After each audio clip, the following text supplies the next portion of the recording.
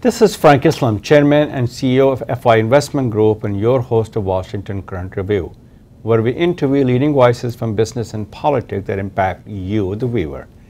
Today, our guest is Jim LeMunyon. Perhaps I did not pronounce it correctly, and Jim is a member of the Virginia House of Delegates, and we are proud to have him here in our studio. Thank you very much for coming, Jim. I appreciate that very much. Yeah, good to be with you. So what district do you represent? I represent the 67th District, which is an area of western Fairfax County surrounding Chantilly and extends out into Loudoun County, includes the community of South Riding, and like just about all other districts in the House of Delegates, I represent about 80,000 people. 80,000 people? Yes. So what motivated you to serve as a member of the General Assembly? Well, I've always been active as a private citizen in politics. I've been an active voter every year. I've supported the Republican Party since I was old enough to vote, and I thought that I had a chance to make a difference, particularly on issues related to transportation and education. Thought I could do some things that weren't being done by others in Northern Virginia, and I'll say the time was right in my life. Our kids were old enough and out of the school. I wasn't doing Boy Scouts and high school band and things like that. So it worked out. And so I had an opportunity, had some more time on my hands to devote to politics. But this is not your full-time job. You probably have some other full-time job, right? No, it's in Virginia. The job of being a legislator is officially a part-time job. That's what I thought. We're in session in January and February, sometimes into March. We stay very busy during the course of the year, but most of us are employed elsewhere. I have a management consulting business. I work with an internet trade association. I've in the recent past have been CEO of a tech company. Actually started another tech company about 10 or 12 years ago. So I've been mostly in business, but a little bit of time in government as well. Okay. So can you give us a preview of what legislation is going to come out in the 2013 season? Sure. My focus is on transportation and education. When I talk to constituents, when I go door to door and ask them for ideas, those are the top two issues by far. What we need to do is come up with more funding for road construction as well as other transportation infrastructure. So road construction and bridges. And as well as maintenance. Maintain and infrastructure. What we already have, so transportation infrastructure. I think we could do a better job of focusing the funds that we already have on projects that are really aimed at being congestion reduction projects as opposed to just some nice-to-have transportation project. And then we need to continue to promote excellence in our public schools. I think most people are generally happy with public schools in Fairfax County and Loudoun County, but we never want to rest on our laurels. And we need to have more opportunities for Virginians to go to our public colleges and universities as well. So how do you make the education, higher education, more affordable and accessible to the middle-class American, especially middle-class Virginian? Well, there's a couple of things that happen. First of all, at the federal level, there are loans and grant programs that apply to anyone in the United States. Sure. I was actually with a group of students this morning at Chantilly High School, and this question came up, no surprise. In terms of making college affordable, that's something that really is the responsibility of states and the universities themselves. But university doesn't have the money. Well, they do and they don't. The question is, from Virginia, those universities are supported by the state and, of course, by tuition. One of the challenges that we face in Virginia is because the schools are well known outside of Virginia is we have a lot of out-of-state students who want to attend.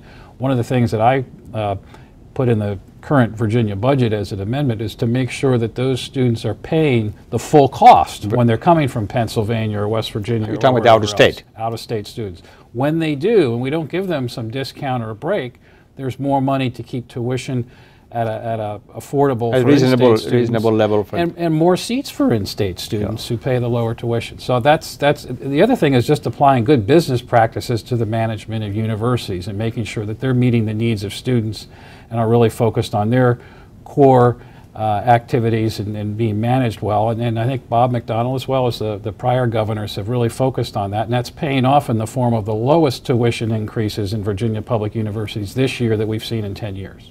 You're absolutely right. So you talk about the transportation. Sure. And so I want to talk a little bit about, Jim, what's the position on the tolls on the Dallas Toll Road?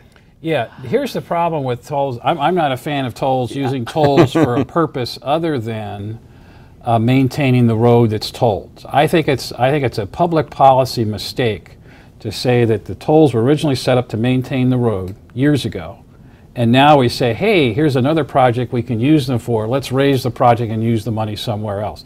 That's not a choice that people who are not elected should make. Because for these tolls, especially when you're looking at $5 or even higher, $7 or $8 one way, which is the path we're on, that's big money to some people. It is a big money. And we shouldn't be making toll authorities into taxing authorities. We're So very strict where in does the our money come from? Constitution. If you don't get the money for the toll, where else the money will come from? The original plan was for the federal government to fund half, the state should fund a quarter, and the other 25% was to come from tolls. That was the original plan.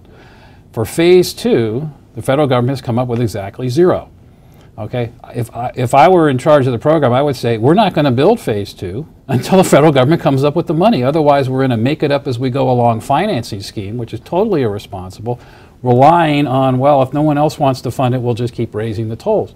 Problem with doing that, A, it's unfair to the people who ride the toll road. They're not riding the rail by virtue of the fact that they're paying the toll, they're in a car. Right. And secondly, it's already chasing cars off the toll road and making other roads more congested. So it is. The airport authority has a singular focus to make sure they raise enough money off that road to pay for the borrowing that they've done to build for the rail. I have a different transportation objective, and that is to make our region more mobile and reduce congestion regionally, not just worry about one road. And that's why there's this difference. So what do you see one of the most critical ways to reduce the traffic congestion in Northern Virginia, especially in Tyson Corner? Sure. Well, what we need to do, and I'm happy to report I had a bill that was passed on a bipartisan basis with State Senator Dave Marsden, signed into law by the governor, for VDOT to look at all the projects on our Northern Virginia, what I'll call to-do list, and evaluate them based on what each project will do to reduce congestion. Set the priorities and make sure that the funding we have, any more funding that we can get, is focused on the top projects that will do the most, basically give us the biggest bang for the buck in terms of reducing our congestion. As amazing as it might seem, we've never done that in Northern Virginia. And I think that's part of why we are where we are. So it's prioritizing, it's cost-benefit analysis, and we need to fund projects that give us the biggest congestion reduction benefit. VDOT's actually working on developing that list. I met with them a couple weeks ago. I'm very pleased with the progress. It's also a way to make that list public so that the voting public knows that people like me are actually spending the money on the projects that make the biggest difference and not something that will benefit a certain person or constituent politically or me politically, that we're doing it on an objective basis. Very good. So you're in favor of telecommute bill? Telecommuting is a great idea. I do it myself. I don't. So you're an advocate of it? Yeah, I'm very much an advocate of it. I think it makes a lot of sense. It's not the be-all and end-all solution for everything. You're absolutely right. But it can make, and is already making, I think, a contribution. Right. So let's just kind of shift our gears to the education, especially the K-12 education, which is very important to me. What do you see as the most important issue impacting the K-12 education in Virginia? Well, we need to keep and pay well outstanding teachers. Okay, so paying well to the teachers and hiring more teachers, giving some more incentives. Sure, and well, the other thing that we need to do, and this is more statewide, less Northern Virginia, because I think we get it right in Northern Virginia, is make sure that those teachers are being evaluated and getting feedback from principals and others to say, here's what you're doing well, here's where we think you can do better, or maybe more responsibility where you can take that on, so that our best teachers are given an opportunity to excel in the teaching profession, and that they're paid to do that. And one of the things that I'm proud about in the state budget this year is that Fairfax County, for example, is getting more than $500 million from the Commonwealth of Virginia to support public education. That's the largest amount that Fairfax has ever received. So even talking to some of the people this morning at Chantilly, they asked a similar question. I said, now if you're not seeing the benefit of that in this school, and if your teachers aren't seeing the benefit of that, you need to call me. You need to because the state, I think, has done its job. It's now up to the local government and the school board to do their job to make sure that that money's spent wisely. So you mentioned you're an entrepreneur, you have a company, you're a small business. Sure. Small business, your Republican Party, and especially Mr. Romney, and everybody talks about the job creation, so the small business, the driver that engine that drives the economy. Right. Which I do totally agree with that. I have been a small business. So what can government can do to promote entrepreneur business creations in the state of Virginia? Sure. Well, and why should they take a risk? And can government be a partner when they do take the risk, when they venture into the new horizon and experiment new environment? Sure. Well, that's a couple of maybe things to mention on that. And I'll speak more broadly than just the Commonwealth of Virginia, but nationally, because the federal government obviously is going to have a national impact. I think most everyone, I agree, Republican, Democrat, Independent, believe that and the data shows that small businesses create most of the jobs and have over the last several decades in the United States. So that's not a and this country used to be the hotbed for a small business. Sure, absolutely. I think we need to do really four things. We need, and I'm speaking specifically on the technology side. The federal government has a role to promote basic research, okay, the new materials that might go into solar panels. Okay, a lot of activity by the Obama administration, solar energy. The problem is the panels don't convert enough sunlight into electricity. That's a research problem. Well, the company's not going to do that. Uncle Sam needs to support that. Second, we need incentives for risk-taking. Good point. The president's talk about raising the capital gains tax. I think that's a mistake. We can talk about but the president also cut 20 times the small business taxes. In his words, 18, but it's really 20 times. And by the way, the $250,000, the dollar threshold that we have for small business, they're only about 4% of the population small business, and that's what president is proposing to raise the taxes. Am I doing something wrong here? Two different issues. Okay, one is starting the new businesses, and one is what taxes should they pay after they're profitable. Okay. And one of the reasons why we don't see the small business creation is, as you say, it's a risky thing. When I started a business, I did not have the money myself to do it. I had to go to the high net worth people to say, you need I'll to go take to the a bank, chance on and bank wants to take your firstborn. The bank didn't want to take. The bank didn't want to deal with me. I was in a tech business that was high risk, and so there's a role for people that are wealthy to take those chances. But again, they're only going to pay tax after it succeeds, and a lot of these companies don't succeed at all. Okay, most in fact don't over the course of time. So we need incentives for risk taking. Regulatory authority needs to be, applied cost-benefit analysis, so we're not costing jobs even though we might be trying to do the right thing. We need a technically trained workforce. We need more people in science and engineering and mathematics, and for people that come from other countries we need a skilled and get workforce. those advanced degrees, we need to allow them to stay here. Is that what you said? Yes, absolutely. I recruited those people from American universities, and I personally signed the documents. So that means we should their be H-1B visas. So I know all about that program. So we'll get to that question. I hope we do. That means we need to pass what I consider an immigration reform bill. Absolutely, and President Obama had a chance to do that 3 years ago, and I'm so sorry he didn't. I guess he didn't have the vote. He sure did have the votes. He had 60 votes in the Senate, and he had a Democratic House. I don't know why he waited. That would not be an issue today if he'd done the right thing. Lastly is open trade, free trade. Okay, we need to have open markets around the country, around the world. Now we need to be tough with countries that don't play by the rules or try to put American companies out of business with unfair trading practices, but open markets is the fourth element of what it takes for, even small businesses today with the internet can operate around the world. It's not just the multinational corporations as it was in the time past. So those are the four things I think government ought to focus on. That's a way of saying that government cannot force innovation, but it can foster innovation by creating the right ground rules, the level playing field, and being a good referee, but not the quarterback, not the runner, not the guy kicking throwing the pass or kicking the field goal. And that's where I differ with the president. He wants to be in the huddle and be the coach too often. He should just be the referee. Your points are well taken. So let's just talk about how does the 2012 election impact the immigrant community in this area. Remember, Fairfax County that you represent, there's a lot of immigrants. There's a different face of America that you're representing. Sure. Now all kinds of people from every end of the earth here. And I'm delighted that they're here.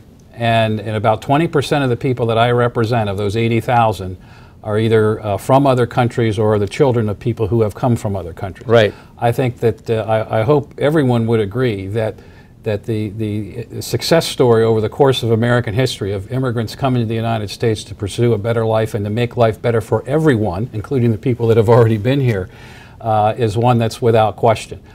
We need to make it easier for people to come here legally.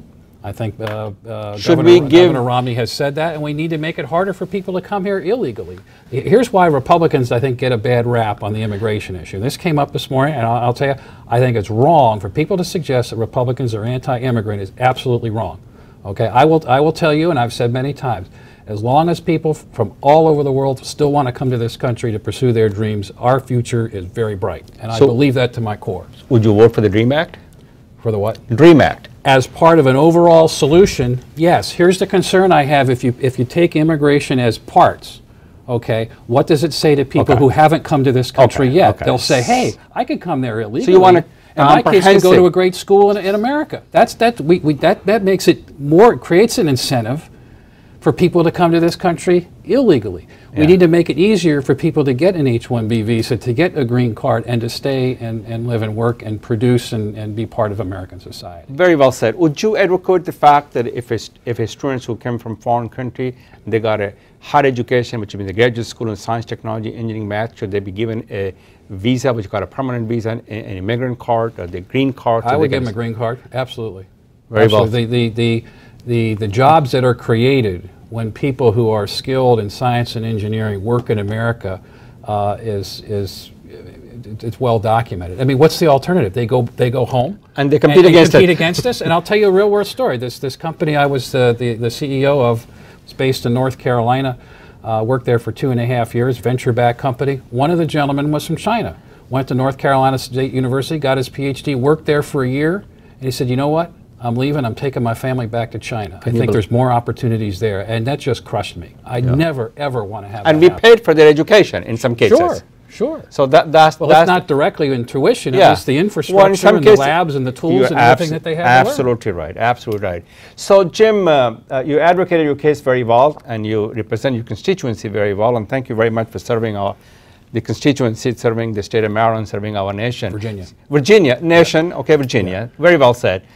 Tell me, if somebody wants to get in touch with you, have any questions, issue, how would you go about telling them and giving your names and contact numbers so they can contact you? Well, the best way is on my website, which is just my last name, LeMunyon.com, and my phone number is 703-264-1432. That's also listed on the website, and I have information about me and email address on that as well. Oh, thank you very much for coming, and thank you for your time. I thoroughly enjoyed our conversations. Likewise. And we would like to have you come back again. I would be delighted to. Thank you. That is our show. This is Frank Islam from FI Investment Group wishing you a great week. And thank you for watching.